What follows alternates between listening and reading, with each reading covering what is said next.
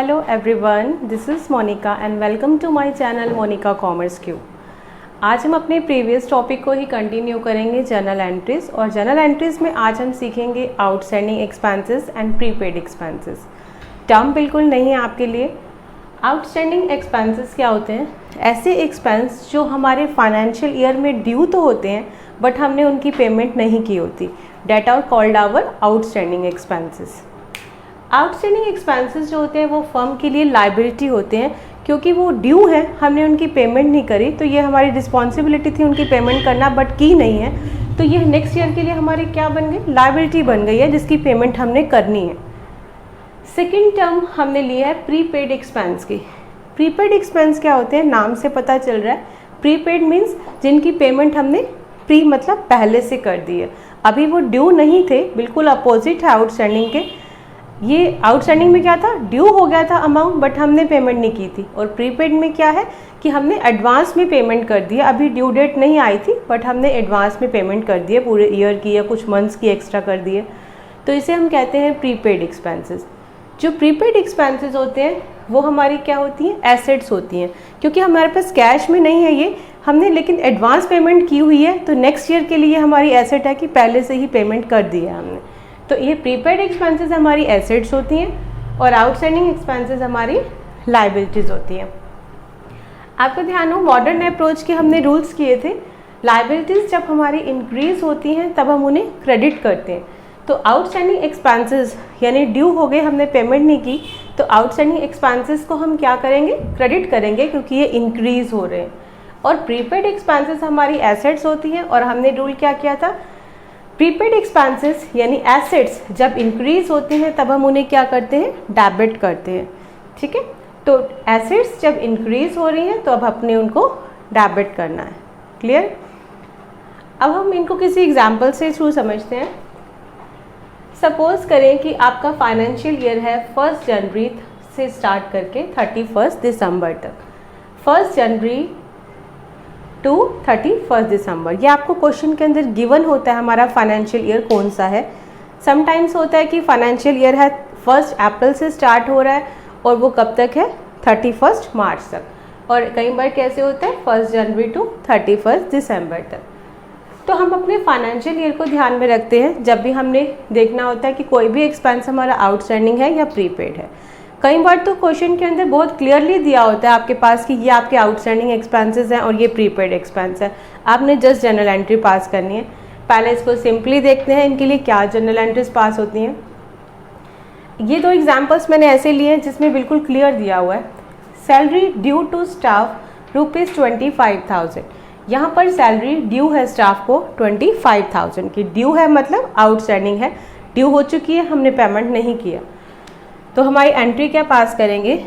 Salary हमारा expense है, salary account debit to outstanding salary account, amount is 25,000। Clear? यहाँ पे आउटस्टैंडिंग एक्सपेंस हमारी लाइबिलिटी है और लाइबिलिटीज इंक्रीज हो गई हैं, इसलिए हमने उनको क्या किया है? क्रेडिट किया है। और सैलरी एक्सपेंस है और हमने इसको डेबिट किया है, because all the expenses are debit.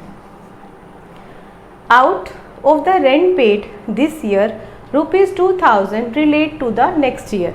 इस साल जो हमने रेंट की पेमेंट की है 2,000 रुपीज़, उसमें से बता रहा है जितना भी हमने रेंट पेड किया था इस ईयर में, उसमें से 2,000 जो थे वो रिलेट किससे कर रहे थे? नेक्स्ट ईयर से कर रहे थे, मीन्स इस फाइनेंशियल ईयर से रिलेटेड नहीं थे। तो ये 2,000 जो हमने नेक्स्ट ईयर के लिए इसी ईयर में पेमेंट कर दी है, that are called our prepaid expenses. और प्रीपेड एक्सपेंसेस के लिए हम क्या एंट्री पास करेंगे? यहाँ पे हमारे एक्सपेंस का नाम क्या है? रेंट है, और प्रीपेड अमाउंट कितना है? 2,000 का। तो लिखेंगे प्रीपेड, जो भी एक्सपेंस का नाम है वही साथ में लिखते हैं, prepaid rent account debit to rent account, amount is 2,000। Prepaid expense हमारी एसेट्स है, और एसेट्स जब इंक्रीज हो जाती है तो हम उसे क्या करते हैं? डेबिट करते हैं। क्लियर? दोबारा देखते हैं। जितना भी साल इस ईयर में हमने रेंट पेड किया था उसमें से 2000 जो थे वो नेक्स्ट ईयर से लेट थे, मीन्स 2000 क्या है, प्रीपेड है, एडवांस पेमेंट कर दी है। तो प्रीपेड रेंट एक्सपेंस के लिए एंट्री क्या पास होती है, prepaid rent account debit to rent account. और अगर हमारी सैलरी आउटस्टैंडिंग है, आउटस्टैंडिंग एक्सपेंस के लिए क्या पास होती है, salary account debit to outstanding salary account. अब यहाँ तो इसमें क्लियरली दिया हुआ था कि outstanding amount is this and prepaid amount is this. Suppose कीजिए कि ये आपको बिल्कुल क्लियर नहीं दिया हुआ, देन कई बार क्वेश्चन में कैसे आता है, यहाँ मैंने एक एग्जांपल लिया है, wages ₹5000 per month, 5000 per month का अमाउंट है वेजेस का, पेड टिल 30 सितंबर, और हमने ये कहाँ तक पेड कर दिए हैं, 30 सितंबर तक। और हमारा फाइनेंशियल ईयर गिवन है आपको 1 जनवरी से 31 दिसंबर तक, यानी आपने कहाँ तक पेमेंट करी है, 30 सितंबर तक तो पेमेंट कर दिया हमने यहाँ पे, यानी कि 9 मंथ्स की तो पेमेंट हो गई है। लेकिन जो 3 मंथ्स बाकी के थे, अक्टूबर, नवंबर और दिसंबर, इसका अभी तक हमने वेजेस पेड नहीं किए। तो ऐसे केस में अमाउंट हम खुद कैलकुलेट करेंगे। 5000 पर मंथ था, 3 मंथ्स के हिसाब से कितना हो गया, आउटस्टैंडिंग अमाउंट इज 15000। और फिर हम एंट्री पास करेंगे, आउटस्टैंडिंग की एंट्री क्या होती है, outstanding wages account debit to outstanding wages account, amount is 15,000। तो यहाँ पे हमें क्लियरली नहीं गिवन था अमाउंट क्या है, हमने खुद कैलकुलेट किया अपने फाइनेंशियल ईयर को ध्यान में रखकर। एक बार से रिकॉल करते हैं, वेजेस हमें दिए हुए हैं 5000 पर मंथ, पेमेंट कब तक कर दी है हमने, 31 सितंबर तक तो कर दी है, बट आगे की नहीं की इसका मतलब, लेकिन क्लोजिंग कब हो रही है, 31 दिसंबर को। तो यहाँ पे जनवरी से लेकर सितंबर तक 9 मंथ्स की पेमेंट हमने कर दी है, but October, November and December 3 months के कितना अमाउंट बनता है, 5000 पर मंथ के हिसाब से 15000 है जिसकी पेमेंट नहीं की। तो यहाँ पे आउटस्टैंडिंग एक्सपेंस का अमाउंट जो था वो हिडन था, हमने खुद से कैलकुलेट किया है और देन एंट्री पास की है wages account debit to outstanding wages account. Outstanding amount जो होता है वो हमारी लायबिलिटीज़ होती है, लायबिलिटीज़ जब इंक्रीज होती हैं तो हमेशा उसको क्रेडिट करना है, आपने याद रखना है, ठीक है। नेक्स्ट मैंने प्रीपेड का एग्जांपल लिया है जिसमें आपको हिडन प्रीपेड एक्सपेंस का अमाउंट दिया और हमने खुद से कैलकुलेट करना है कि कितना प्रीपेड होगा अमाउंट। यहाँ एग्जाम्पल है हमारे पास, insurance premium paid on the 1 July for whole year 60,000, accounts are close on 31 December every year. तो यहाँ पे हमारे पास गिवन है कि हमने जो इंश्योरेंस प्रीमियम की पेमेंट की है वो 1 जुलाई से की है, और क्या वर्ड यूज़ किया उसने, होल ईयर, यानी पूरे साल की। तो ये वाला ईयर कैसे क्लोज होगा, 1 जुलाई से पूरे के पूरे 12 मंथ्स की हमने पेमेंट कर दी, यानी 30 जून तक पेमेंट कर दी। बट हमारा फाइनेंशियल ईयर हमें गिवन है वो क्या है, 31 दिसंबर। तो यहाँ पर पूरे ईयर की हमने पेमेंट की है 60,000। 60,000 तो है कंप्लीट मंथ की, लेकिन 1 मंथ की कितने हो गए, 5,000 रुपीज़ प्रीमियम की।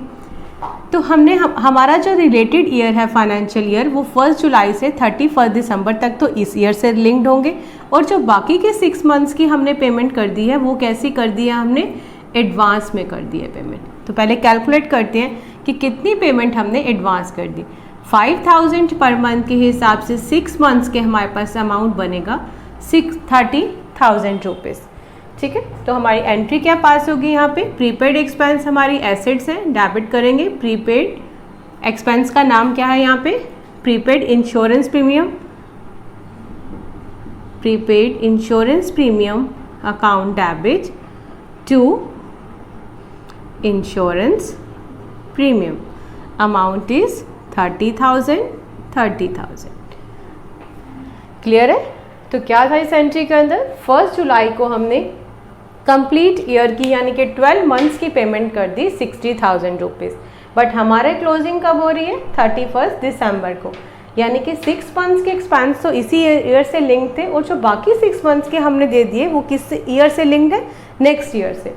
तो हम कैलकुलेट करेंगे कितनी पेमेंट हमने एडवांस में कर दी। 60,000 फुल ईयर के लिए था, 12 से डिवाइड किया, 5,000 रुपीज़ हमारे पास आ गया पर मंथ का। तो 6 मंथ्स का कितना हो गया, 30,000। यहाँ से हमने कैलकुलेट किया अमाउंट और अब एंट्री पास की। Prepaid insurance premium account debit to insurance premium account 30,000।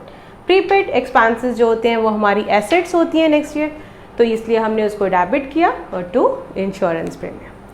Clear है? आज का टॉपिक हम यहीं क्लोज करते हैं, नेक्स्ट वीडियोस में मिलेंगे और टॉपिक्स के साथ। Then keep watching my channel and please like, share and subscribe it. Thank you.